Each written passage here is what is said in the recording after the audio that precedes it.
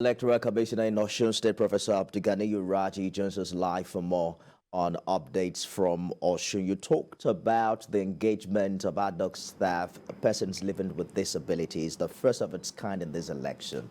Walk us through the level of training that has preceded their engagement for this exercise. Thank you very much. Like I said earlier, while we were distributing the sensitive materials, our interaction and engagement with the joint organization of people with disability actually led to this initiative that we are taking.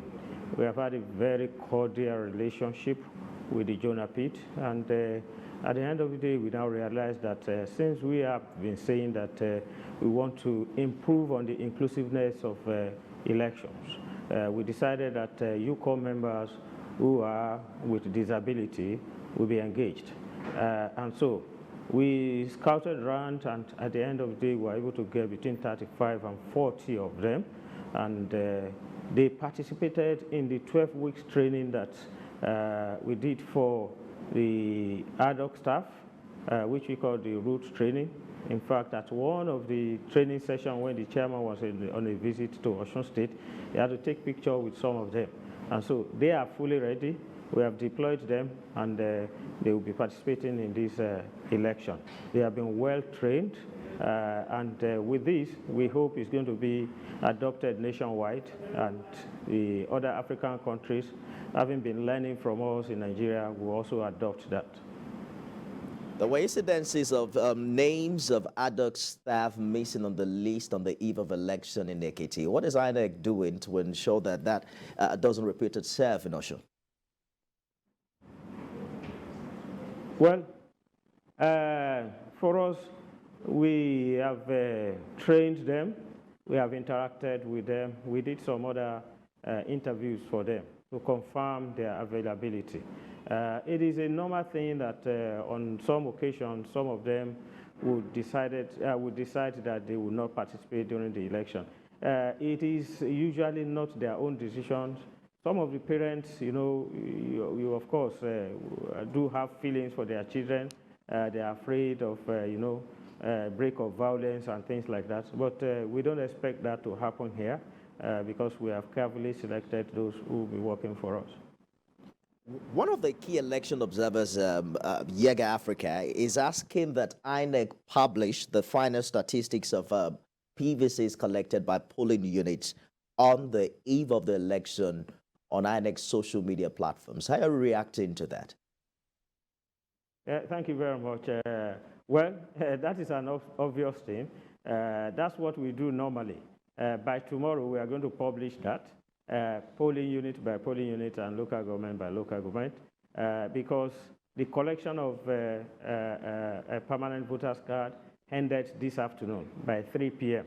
So we are currently doing the analysis, and we are going to publish the list tomorrow. We would make this list available to all political parties, and they are going to endorse that. And that's what, with the new Electoral Act 2022, the criteria that we are using for the decision of the conclusiveness of election is no more based on the total number of registered voters, but it's based on the total number of PVCs collected. So PVCs that have not been collected, definitely those people will not be voting. So the Electoral Act has been amended, and that is the new condition in the Electoral Act. So we must publish that.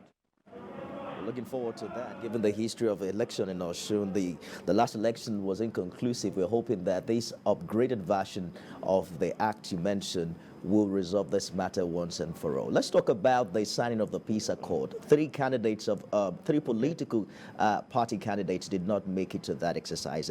Is that something of a concern for you and the commission?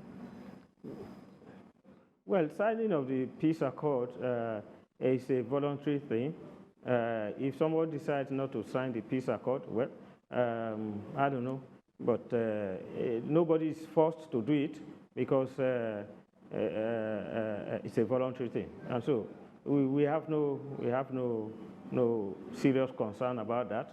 But those who have signed shows that they are taking this process as a very serious one. That's just what I can say.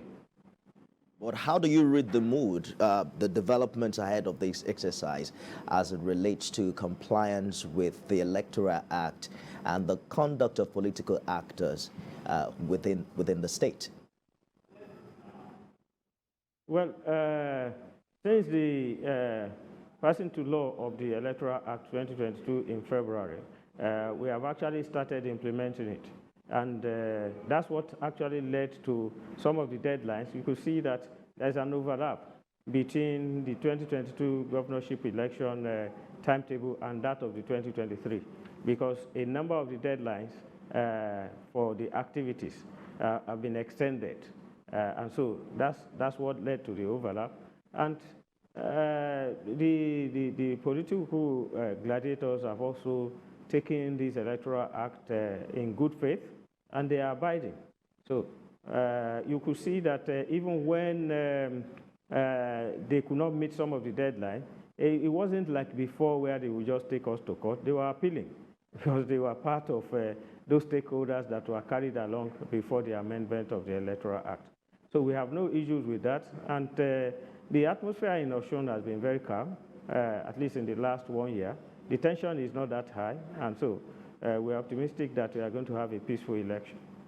Nigerians are looking forward to what INEC would do differently, particularly building up on the progress in the Ekiti as regards some issues like vote buying that was widely reported in the previous election. Well, we wish you well, Professor Abdulganiyu Raji, Resident Electoral Commissioner of Osun State. You. Thank you for talking to us tonight. Thank you very much.